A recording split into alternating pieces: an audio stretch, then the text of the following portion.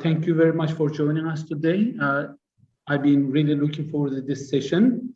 Our guest today from IPO, our lecturer, Pia, she has a great experience about the IP issues. She have benefited her expertise before many times, and today she will share some good insights about how to use patents to create the new ventures. Pia, thank you very much for again accepting our invitation and to be with us today. Please, you can start whenever you're ready. And dear participants, please do not hesitate to ask any questions related to the topic, either during the presentation or at the end of the presentation. Pia? Thank you very much, Serdal. Thank you for the kind words. And yes, I'm very happy to be here with you today to talk about patents. I think I'm always lucky that when I have to talk about something, it's being discussed usually in the news. I mean, we heard a lot about patents recently, so any advertisement is good advertisement, as we know. So the topic you can see here of how to use patents and patent information to create new ventures. I based it, or I had a look at the presentation by Björn Jürgens a couple of weeks ago on 27th of April about novelty search and what is new. And Björn did a brilliant presentation about patent information. So that is why in the title here, I've put it in brackets. So I will be really focusing on patents here, but mentioning a bit patent information as well. So what's the objective here today is really twofold. One is, as the title says, to show you benefits and risks of patents for new businesses. And you will see during the presentation, I have prepared a table with benefits and risks, and I will gradually be filling it out with you as we go through the different agenda points. And also at the end, share a couple of sort of tips. You most probably have heard them before, but I think it's always good to get reminders and pick up perhaps the odd new things. The second objective is to provide you with a bit of, let's say, behind the scene information about how it works at the patent office. This is a bit sort of what I think I can provide you with. So you will understand that I will obviously be speaking about the place I work at, which is the European Patent Office, quite one of the biggest offices in the world, and I'll tell you a bit more about it afterwards. But it's really to also try perhaps to demystify a little bit this patent business from the regulatory, so from a patent office point of view.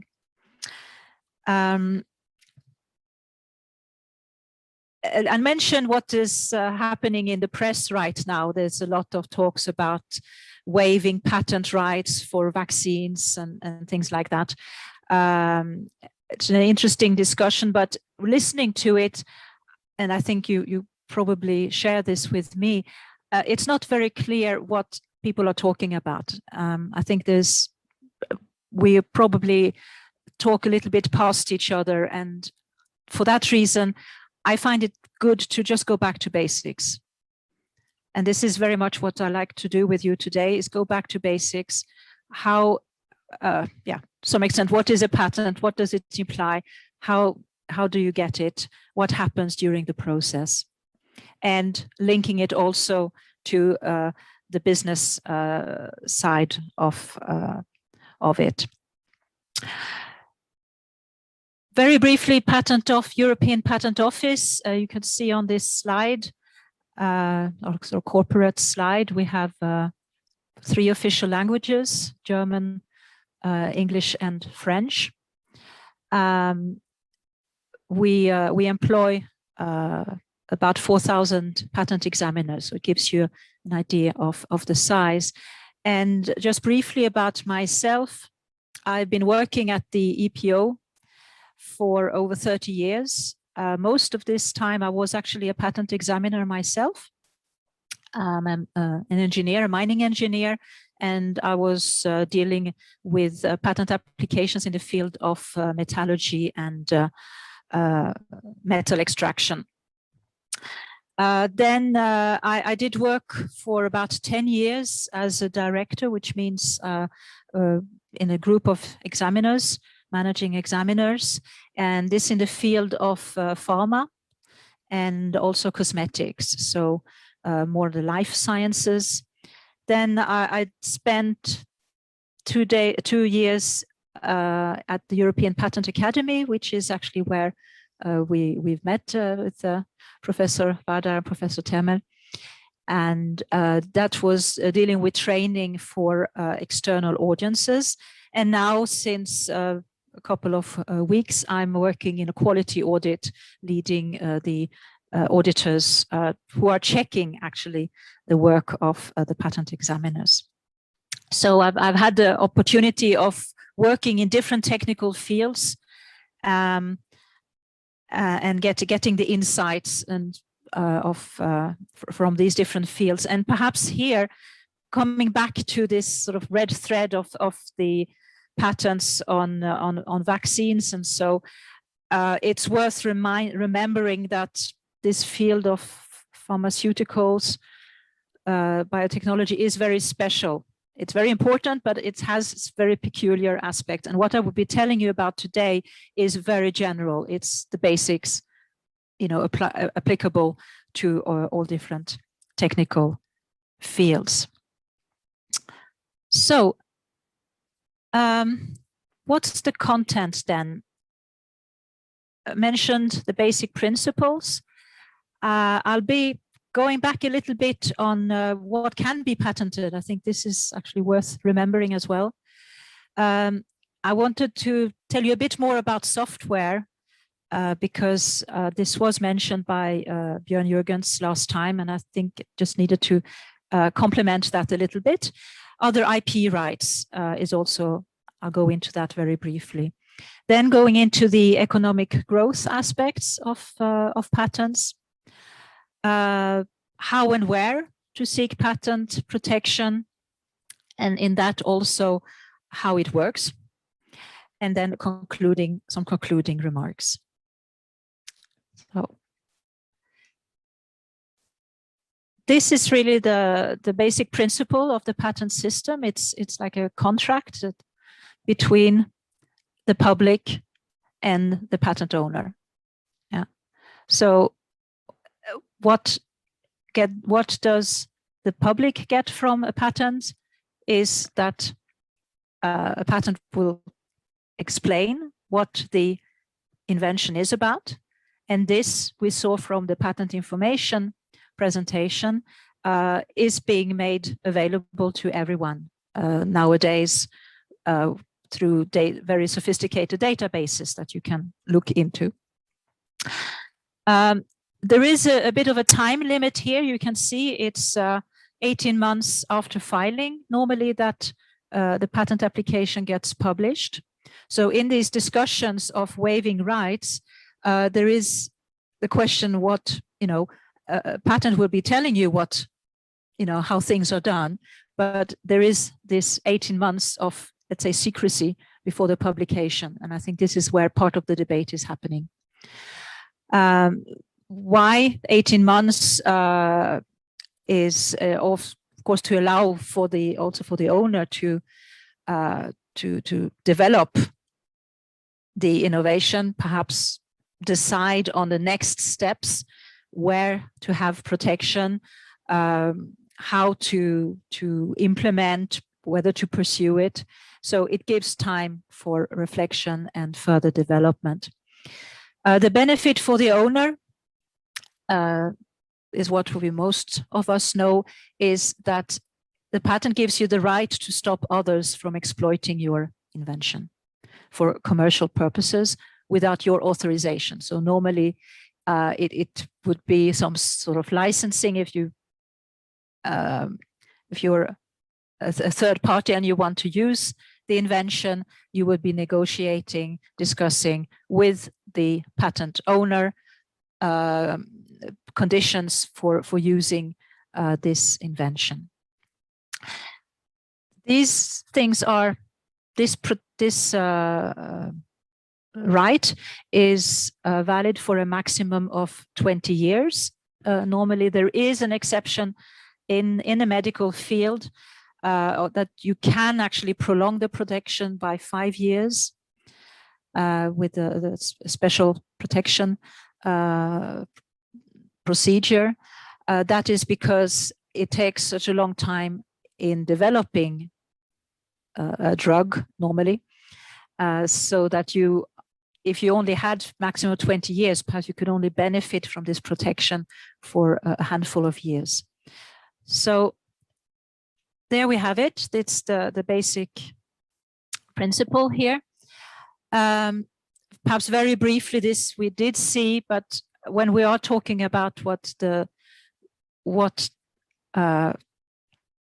information we're providing to the public, you see typically here the patent application with giving you the title, the detailed description, the claims which are really defining the scope of protection.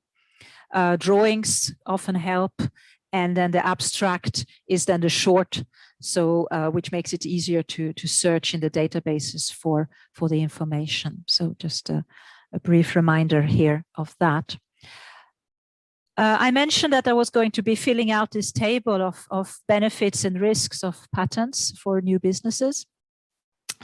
So already, actually, perhaps you noticed here, it does say on the top benefit and benefit. So I just copied this text. So the benefits is obviously preventing third parties from exploiting the invention for commercial purposes without authorization. That is what the patent does for the proprietor. And it's making the invention available for everyone. So very much a publication. It's a transparency of the invention here when compared, for example, to trade secrets, which are by definition secret. Right, so what can one actually get a patent for? Again, I think it's good to review that. The standard phrase is that patents are granted for inventions in all fields of technology. Now, I have to say, actually, there's no definition of what technology is. So that is something you will see through and through, that it's technology is something we all know what it is, but no one really wants to define it. So we have to live with that, and I'll tell you a bit more about it in a minute. But otherwise, for the patentability, the inventions have to be new. They have to be what we call inventive, so not be obvious. Not be an obvious modification, but to provide something inventive, and industrially applicable. So usually they relate to product, process, apparatus, or use. Let me see, there we are. Now, I told you that it's all fields of technology without saying what technology is. So to sort of complement that definition, there is this list, and I think you have seen this, of what is excluded from patentability, so what cannot be patented. And there you have discoveries, scientific theories, mathematical methods, computer programs, aesthetic creations, business methods, methods for playing games, methods for performing mental acts, presentations of information. So you can see there is certainly like a big group of things that are related more to art, aesthetic creations, perhaps presentation of information.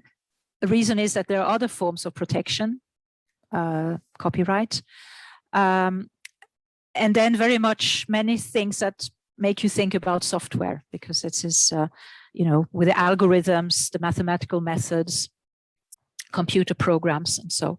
However, there's a very important part here. This is what's in red. It's if it's claimed as such. So if you are wanting to patent just a computer program or a business method, then that is not possible. But if you are combining it with something else, and this is what I'll show you in a minute, then there is a possibility of getting patents, in particular for software. And the way of doing that is to highlight what technical problem is solved by the invention. And here I come back to technical, the famous technical that we don't want to define, but that we use in the definition here. So it's a software-related invention can be patented if they solve a technical problem, but they still, of course, have to satisfy the requirements of a patent, which is that it has to be new and not obvious. So have an inventive step. We usually talk nowadays about computer implemented inventions, CII, but basically it's software. Here I just put in some links for you to have a look at. It's quite detailed about how to describe these type of inventions. And we have actually quite a lot of material about digital technologies, in particular or including AI, artificial intelligence, from all different aspects. So this is something we put together, in particular for our conferences on these technologies. There is also another category.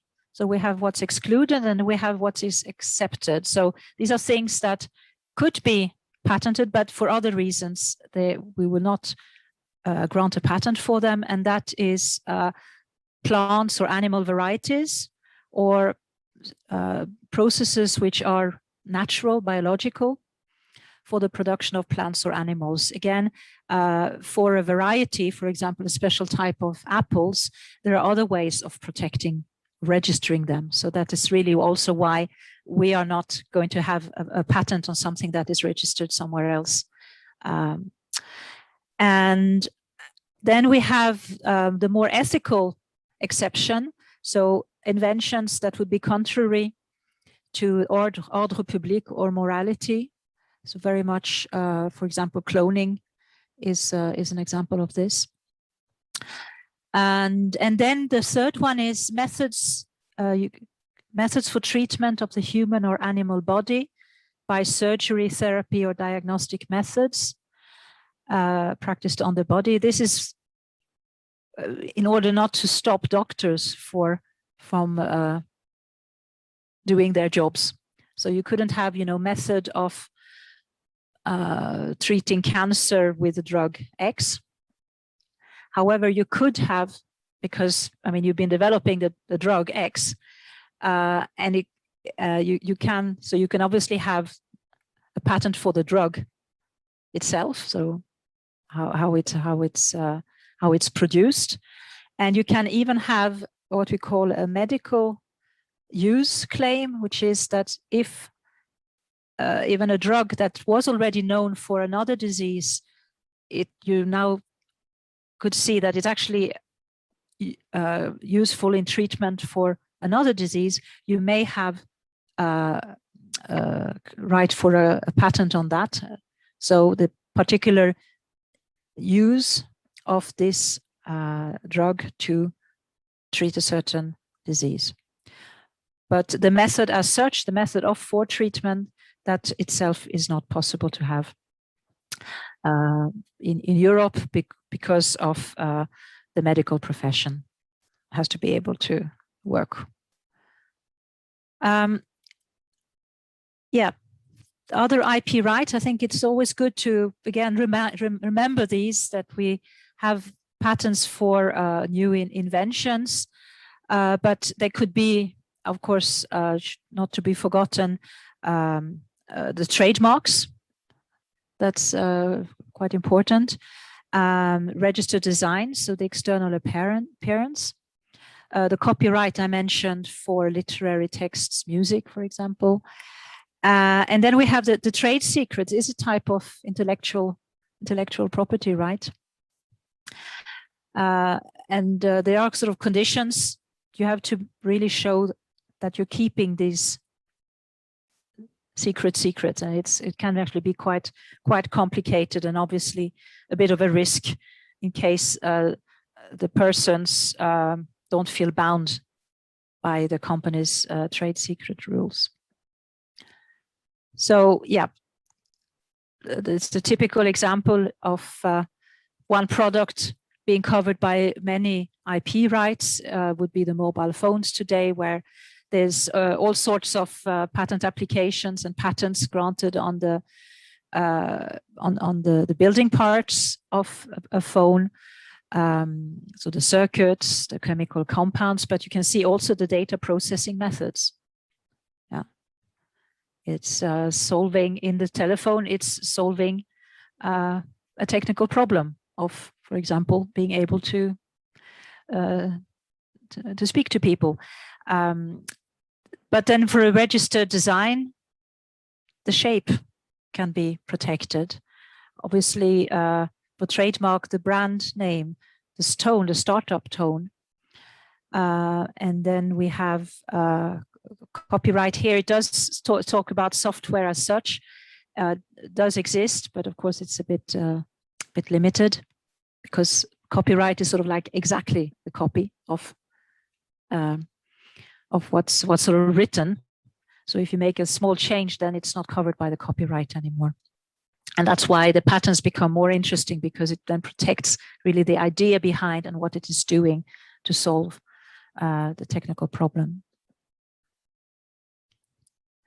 So coming back to my table here, what I've added, you can see, is that patents have the benefit that you can patent a lot of things. A wide array of innovation can be patented as long as it solves a technical problem, is new and non-obvious.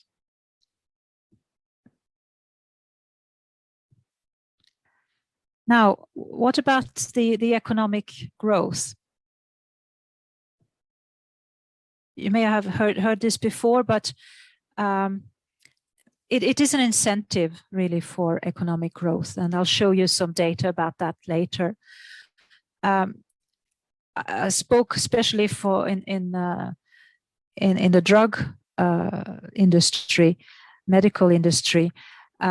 It's a way of recouping the development costs, which can be very high.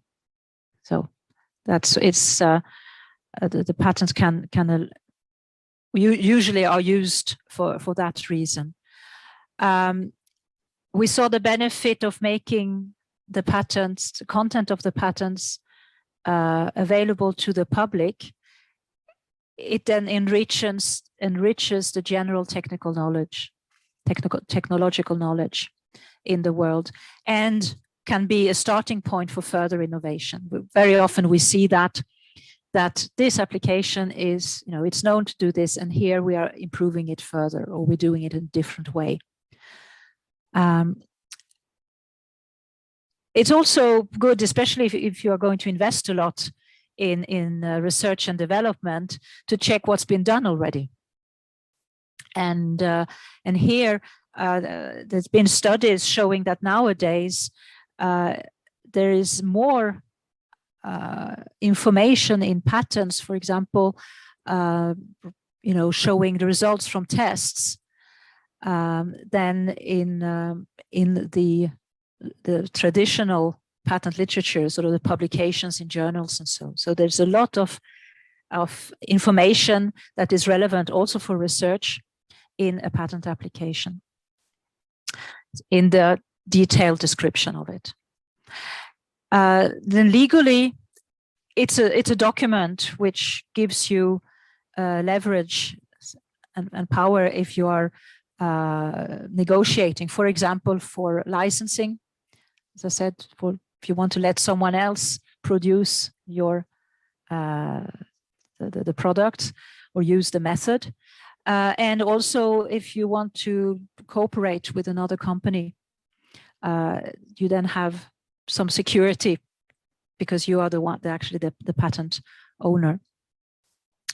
And linked to this is that it's attractive for venture capitalists and investors. They know them. This is serious. There is thoughts around this invention. It's a good investment.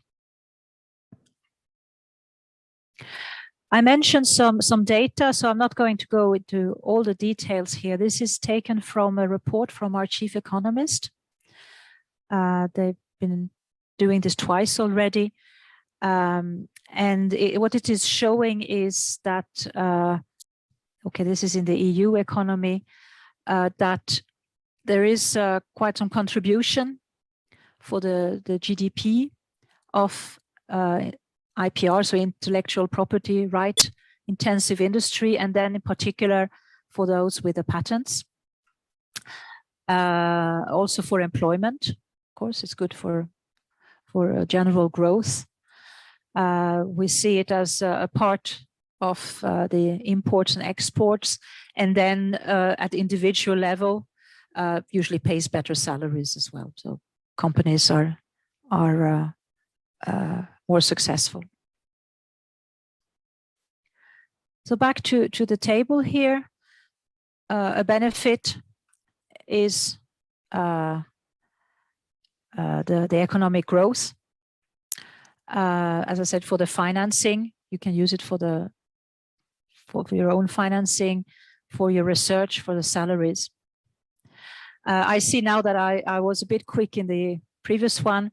You will see that I put into risks here the previous topic.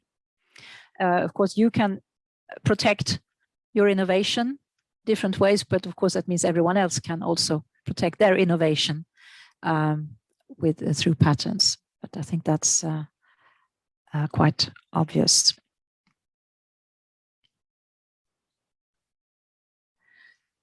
So how does it work now?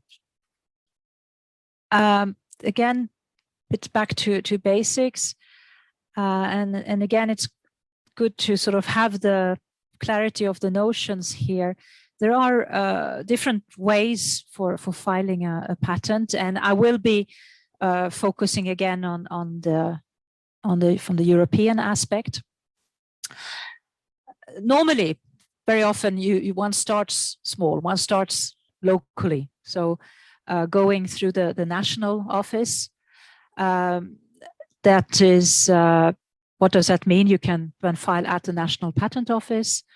The patent protection would be valid for that country. Yeah, and relevant locally.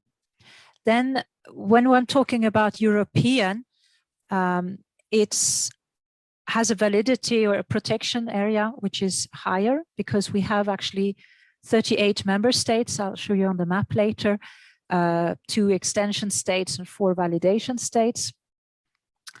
I mentioned that we have 3 languages, working languages, so you can actually file an application in either German, English, or French. And to some extent, what we do at the EPO is a type of business concept. So it's like a platform where you can file in an easier way. So not having to, if you want to have protection in many countries, not having to go in each country's patent office in the country's language and with different representatives from each country. Here you do it sort of one place with one application that can be have validity then in actually up to here 44 countries. You You will notice here that the legal effect is that of a national patent, and that is because we don't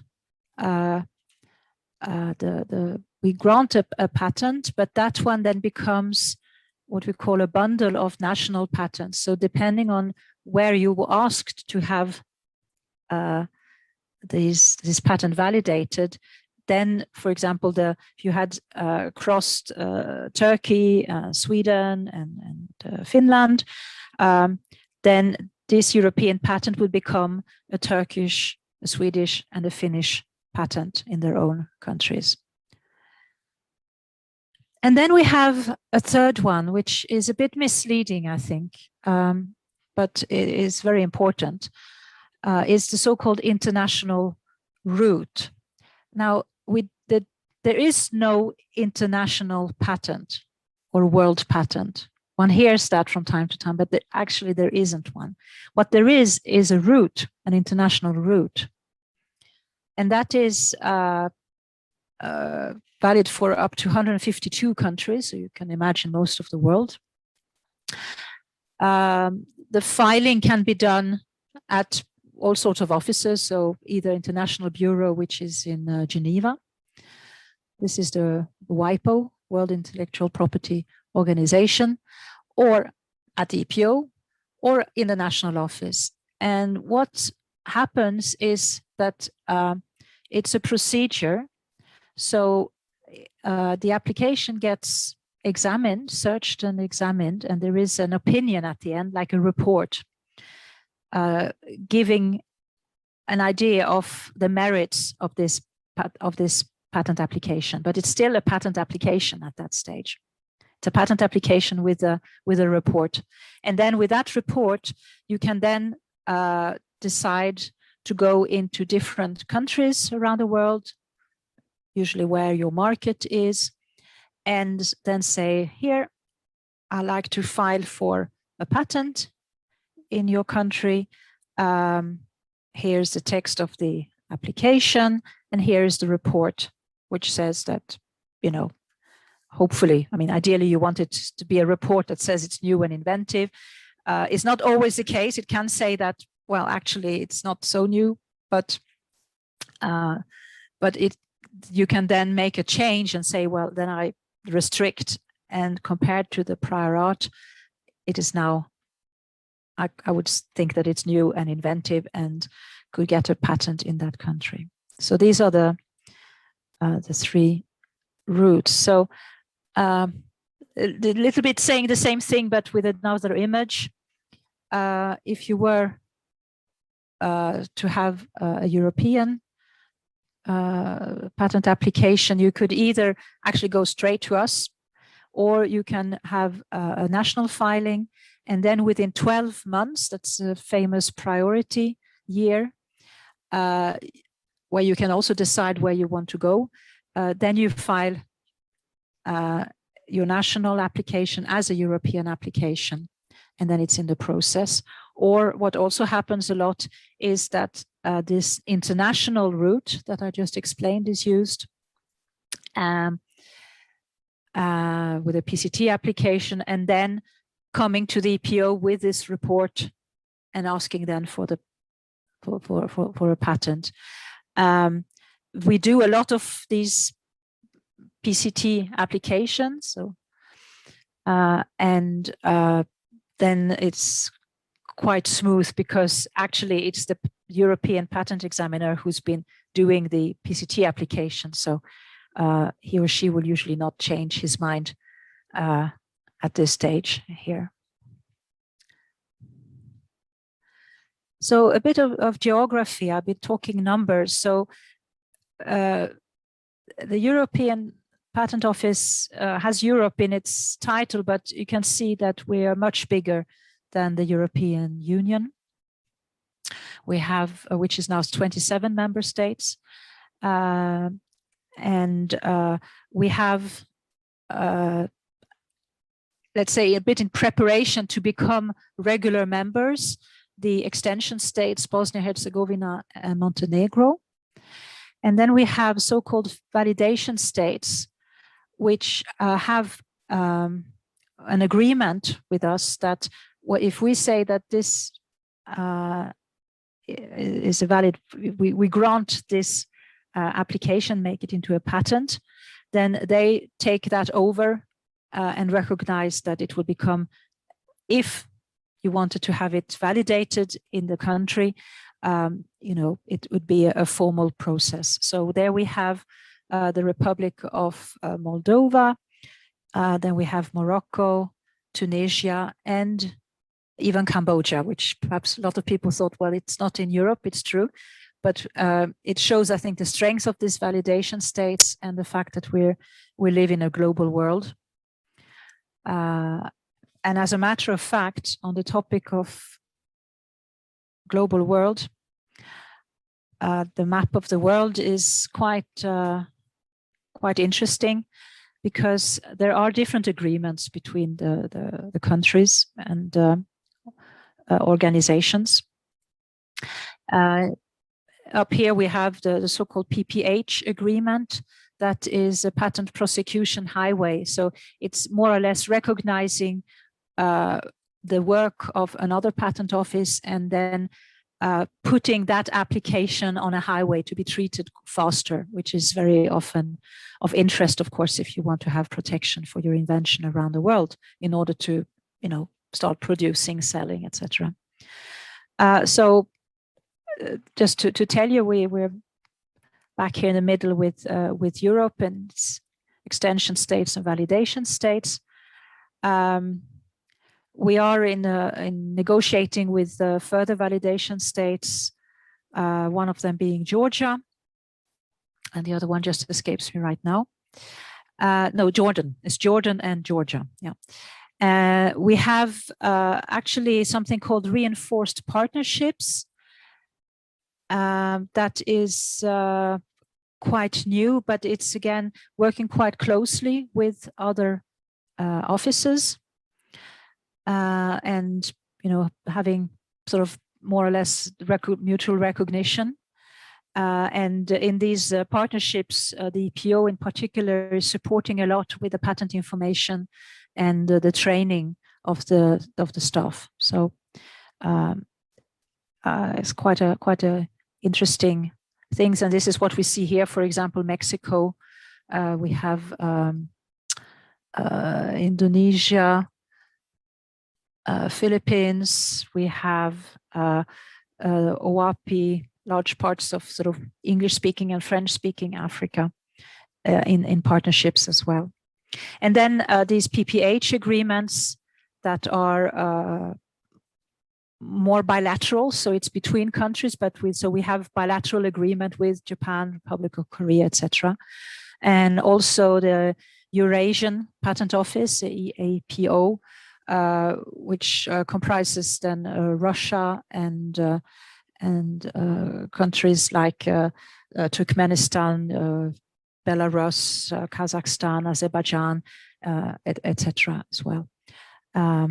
We work also in PPH agreement with China, Australia, etc. So there's a lot of exchange between these offices and which makes it interesting to know in the light of where you later might want to protect your innovation. So again, to the table, we have a benefit here that there's a lot of flexibility in the choice of markets, and of course flexibility in how long you want to have a protection. That is, there's a maximum of 20 years, but it's you pay at so-called renewal fees to keep your patent protection alive. And at some point, you realize actually you don't need that protection anymore because you've reached what you wanted. For example, a cooperation with someone, or you even, of course, sold your patent rights.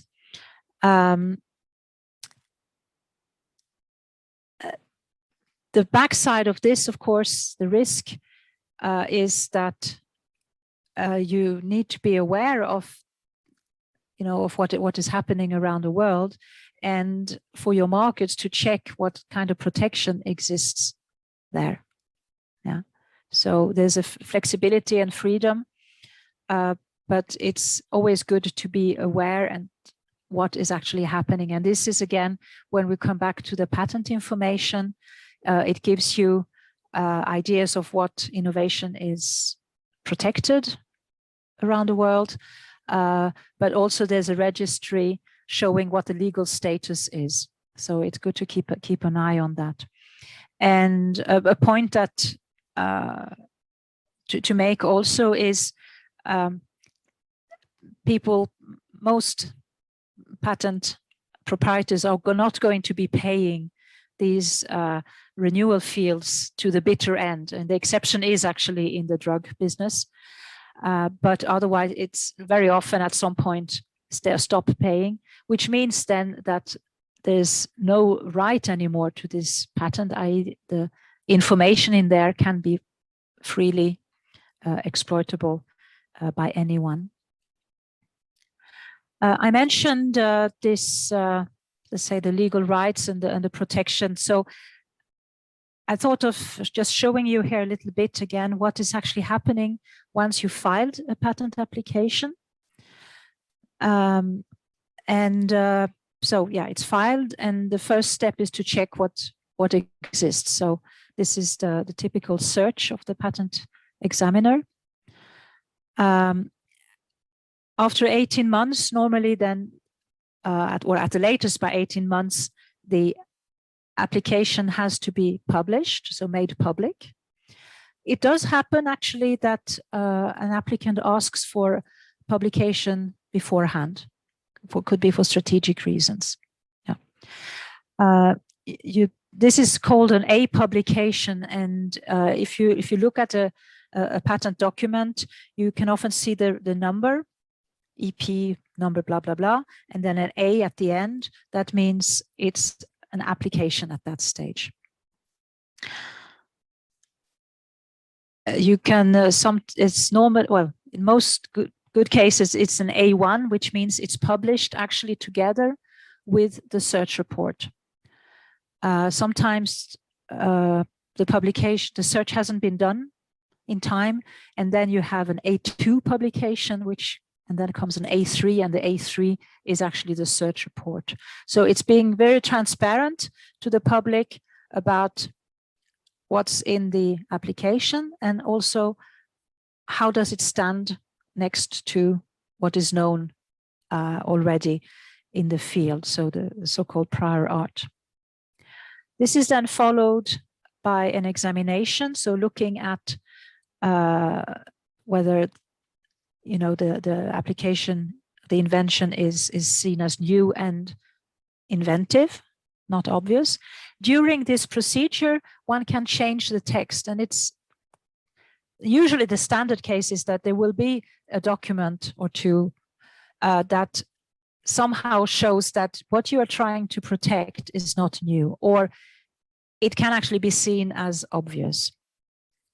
But that doesn't mean end of the world, go home and forget about it, because you have possibility of changing the text so that you then exclude to some extent that which is already known, or you add features that really show that there is a difference to what was in those prior art documents. There's a little caveat here. You can't sort of just completely rewrite the application. You have to base the changes to what was there to start with. Yeah. But there is a flexibility here in the procedure to, let's say, hone in on the invention and really highlight and get protection for, let's say, the core of it, and that which makes it different to what already exists. Yeah.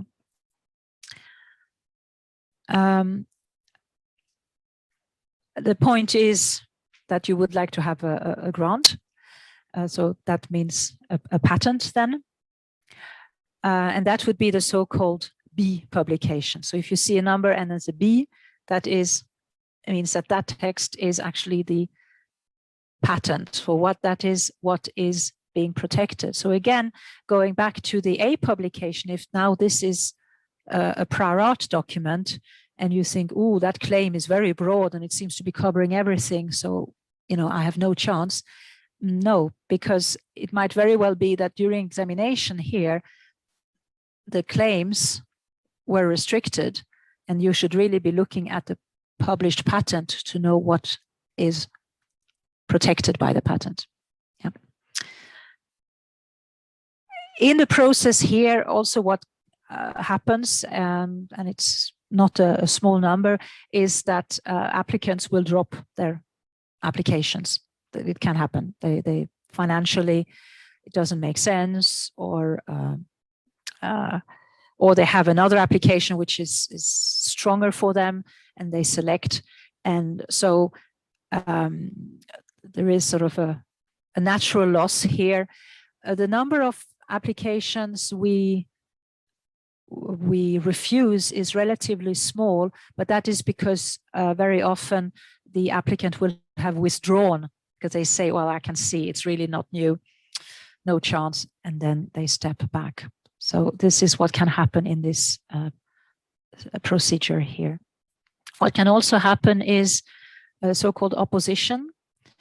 That is about 5% of cases. So it's once you have a patent, someone comes and says, no, I don't agree because I've been doing this before you filed for your patent application, or it's not obvious, and there is a separate procedure for that, after which either the patent stays as it is, the challenge was not strong enough. It could be that actually it was strong, so the patent gets revoked, which is bad news. Most cases, actually, it gets changed. So it can be that slightly more restricted, and then less of a issue then for the party who had opposed the patent. Yes, at some point, as I mentioned, there is no interest in maintaining a patent, then it lapses or expires. This is a bit what then happens at the patent office. This now is referring to the EPO. When we do a search report, there is actually not only a list of relevant documents, but we also have a written opinion. So we will say this first document is relevant because it shows this and that, or for example, your patent application, this aspect is not clear. So which is another condition. We have to understand, of course, what the invention is about. So it's an added value here would to have an analysis of the search report and of the value of the application. There is a procedural step that the applicant has to make, is to say, okay, I have my search. Now I move to the next step, which is the examination. And there we have examining divisions with three examiners who will be looking at the file. So that is our way of ensuring best of quality, to have more input. During the procedure, normally we don't do a search again, but there might be a couple of documents that have been published after the search was done, and which could, from a legal point of view, have a date which is before the date you filed for your patent applications. This is sort of a top-up, just checking for completeness. And what we do have from time to time is, because an application is published, someone else will see what is happening, or you can see what is happening, and you can say, well, hold on, I noticed that you're missing perhaps an information here, and a third party can file information then to the examiners, you know, and that can be relevant in the examination. Yeah, I mentioned the opposition. That is actually not that frequent. Only in some technical fields, hardly ever happens. In other technical fields, it happens regularly. Again, we have a procedure with 3 examiners involved, and we make sure that it's not just repeating the examination, but actually being a new examination of this particular case. And we have also a board of appeal in case of, for example, if your application is refused, then you've been negatively affected and you can appeal against that. So you cannot appeal against getting a grant because that's what you wanted, but you can appeal against something you did not get. A bit because of my new job, I thought I'll just put something about quality. That's something we are very proud of at the EPO. Very much having through our recruitment and internal training, building on this on the big database, taking care of doing the work in time, being transparent, having a management system. That's what I'm involved in. And there are actually more and more services. That's why I provided you with the links to our website, and I'll show you a bit more about that as well, what you can find there. So again, with the table, what do we have as a benefit? That a patent is not just, you know, registered and left on its own. It's actually being examined, and to ensure that there's value to it, there's quality in it, and that would then provide a legal certainty so you can actually use your patent. I think this is really why quality is A and O, really. That for us it's the most important thing, that we do provide quality products as a patent office. Now, in the risks, you will see that I added 2 points here because it is complex to some extent. I mentioned that there could be documents cited against your application, and then there is the written opinion. You have to, it can sound very negative. It's just saying like, forget it, stop. But no, it's if you understand what the procedure is about, it's checking according to certain articles and rules, and it's a dialogue in showing, okay, this you can have, this you cannot have. More and more, we encourage our examiners that they can say, well, as it's worded right now, your application is not new, but we do see, for example, in the description, certain aspects which would be new and inventive. And it's for you then to decide whether you want to then restrict your application to these aspects. So there's, you know, it's negative on one side, but it is because the examiners are really asked to examine and value the patentability of an application. The language is really a bit bizarre, sometimes quite legalistic, and that's why we always encourage that you have some professional help, for example, a patent attorney, to be able to interpret really what is happening during the procedure, what is written. And also there's deadlines to be careful of as well. Yeah, understanding a bit the cost structure. There are costs, I'm not going to hide that. Most costs are actually with the professional help, but it's an investment as well. It's very sad to see sometimes that a patent is lost because of not having got the right professional support here.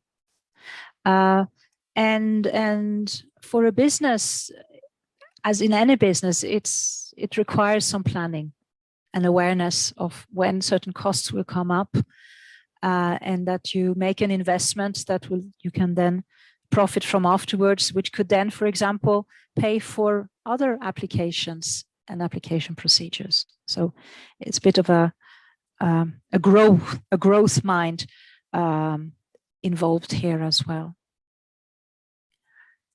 I put in this slide to show a bit also the awareness of the EPO.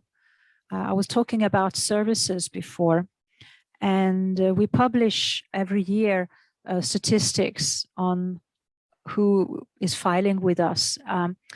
And so who is filing for patent protection in Europe is to 3/4 large enterprises, and of course it can be from all over the world. But we do have quite a big SME and individual inventors group, and as well universities and public research organizations. And these are for us very, very important. A lot of interesting innovation is happening in these circles, and we're doing what we can to reach out and listen and see how we can support. There are, for example, lower fees included in this support. I'll come back to that as well. So in the light of what I was just showing you, I put together this little list of tips. I'm sure you've heard about them before, but they are actually important. So, and this one is a mantra: don't publish or show your invention before you file for a patent application. Why? Well, what you had shown before can be taken as prior art against your own invention.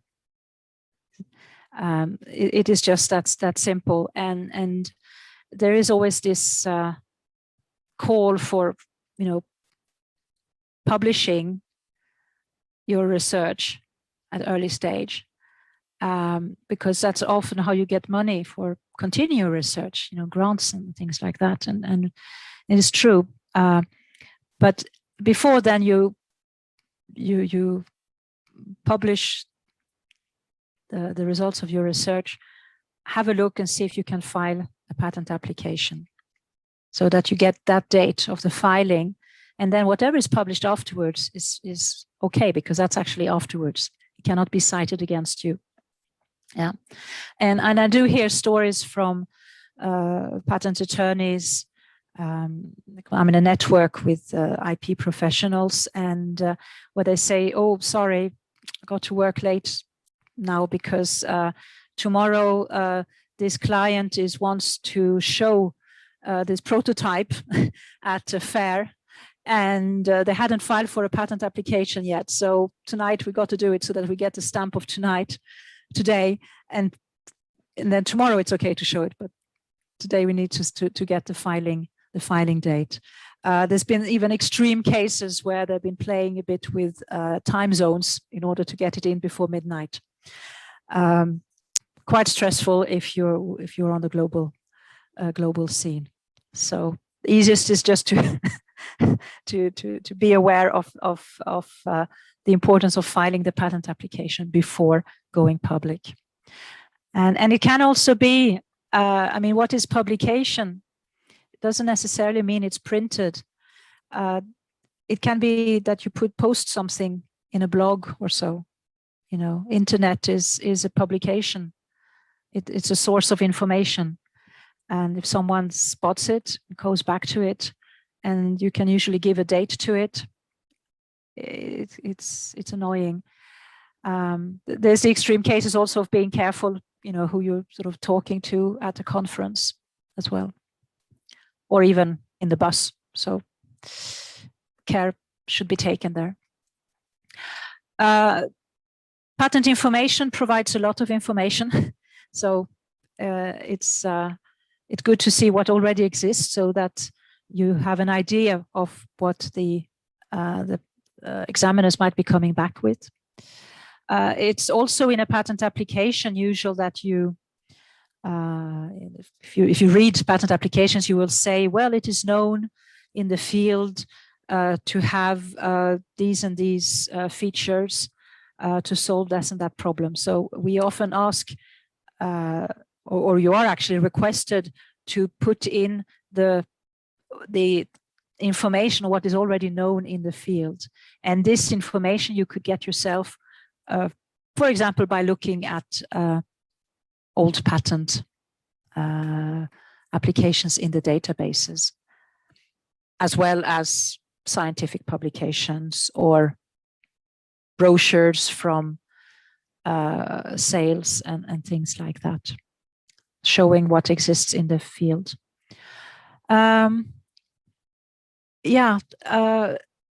Actually defining what your invention is important, and it's because you are talking, you're working with some professional. Here I call patent attorney. You have to be able to explain to this person what your invention is, and sometimes you're so much into your research and your development that you need to sort of check back and see that they actually understand what actually is the invention here. What is making your invention special? So always good to think about what technical problem are you solving, what the technical purpose is. And then, patent language being special. I showed you a bit, it's global, patents are global. So have a look at where are your markets, because what a patent protects is, of course, that someone cannot use your patent, for example, in that country to produce it, but also to import it. Yeah, I mean, they could produce it somewhere else where it's not, you don't have patent protection, but they would not be allowed to import that product into the country where you got the protection. Yeah. Think about what's your strategy. What do you want? There could be. I mean, it's not what we're seeing. It's expensive, and you have to be selective and say, well, this is the part I want to really protect. This part perhaps less important. What's my budget for it? And of course, budget, money. There's financial supports. Have a look at these, and also check on the websites of patent offices who then are focusing more and more on service orientation. For example, showing how to fill out forms, what aspects are important. We do a lot of training, and now, of course, with COVID, it's becoming all online and quite open. Also with recordings. We also keep on working on our databases to make them more efficient, and for example, also producing data that help you in making decisions. And here is actually a couple of links again to what I just said. So for the learning, we have even particular for universities material and programs that could be of interest, and with good examples. Same thing for businesses. And among the publications, there's a lot of publications, so I wasn't going to put them all on the different slides here, but this IPR performance study we did with the EU IPO just earlier this year, and it's showing indeed the economic impact of patents and actually of IP, also trademarks on business. And the patent index is actually our statistics on filings, but it's quite interesting because you can also look into technical fields. You can just see, okay, in green technologies, what is happening, who are the big applicants, who are the small applicants, Perhaps you can see niches that need where it's good to work in. So I'm coming towards the end here. What are the take-home messages? Is the patent system, as you see, is quite complex, it's big. It really is there to support innovation. There are economic benefits for IPR-intensive industries, and in particular for patents. We are providing, or there is support from us, but also from others, and academia, SMEs, and this is really very much in focus.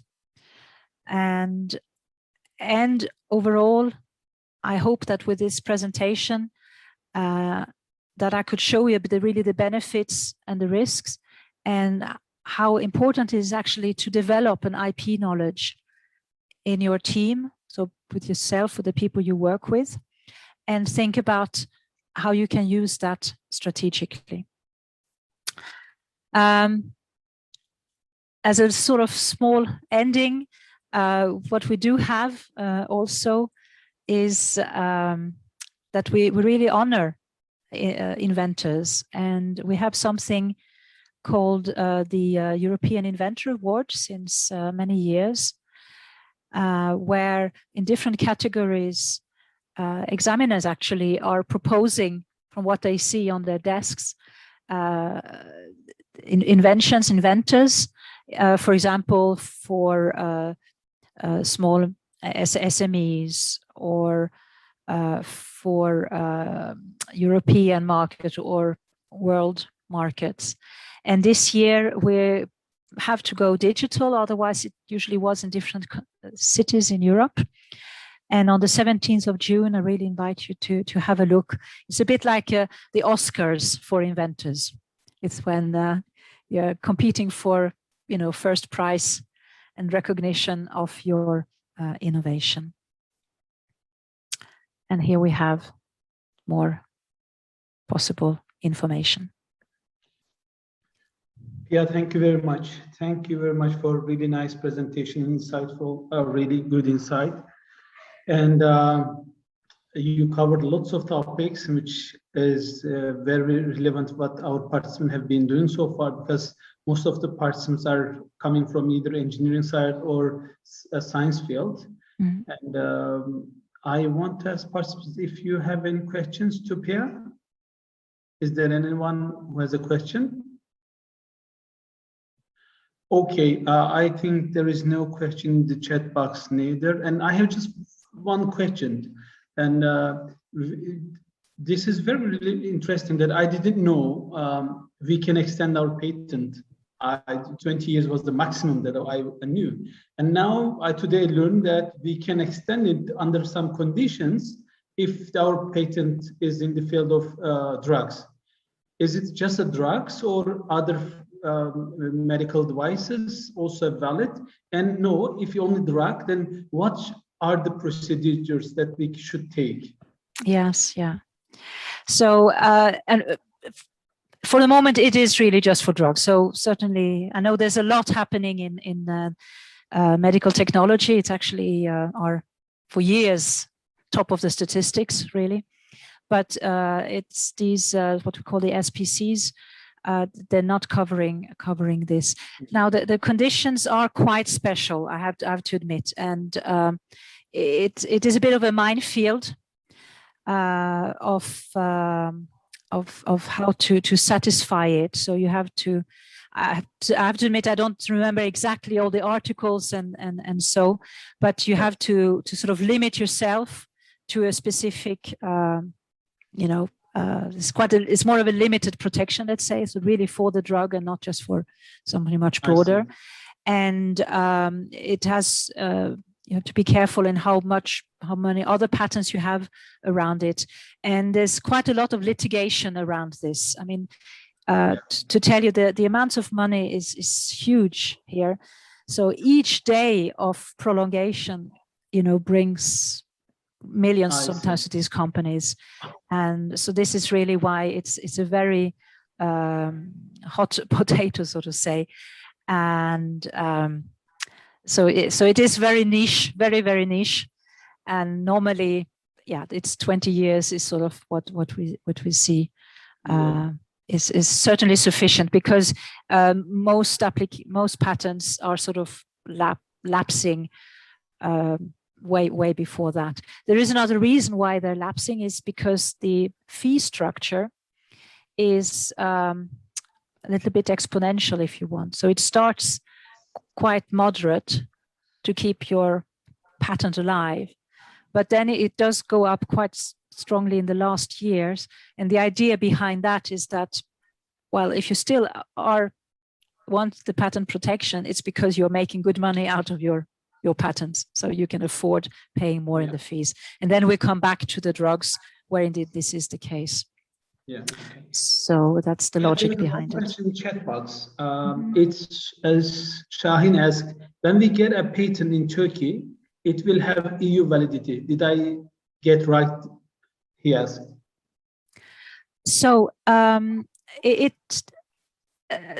you only file for the Turkish Patent Office for a Turkish patent, then the protection will be just on the Turkish territory. Now, there is a project which has been going on for many years, and it's still not in place, but it's all prepared for. It's what we call the patent with a unitary effect. And that is actually more linked to the EU. So it is Europe in the EU sense of the term, where if you get a European patent, you can convert it and say, well, it's actually going to be effective in all EU countries. So it's a step where you don't have to then specify specifically, because that is what is happening now, different European countries. And because for each country, the validation comprises fees as well, but you get then, for one price, so a coverage in 27 countries. But I have to say it doesn't exist yet. And this is then if you get a European patent. So only with the Turkish one, that would not be sufficient to ask for this validation in all EU countries. But in effect, I mean, if you did have a European patent, and I mean, this is then valid, for example, for an American applicant, then wanting to then convert this European patent into, let's say, a EU patent, that would be possible, of course. Yeah. However, we are still waiting for the last ratifications before this actually exists in reality. I hope this was answer to the question. Thanks. Is there any questions I can see in chat box? Okay, Pia, thank you very much for being with us today, and it's nice to see you again.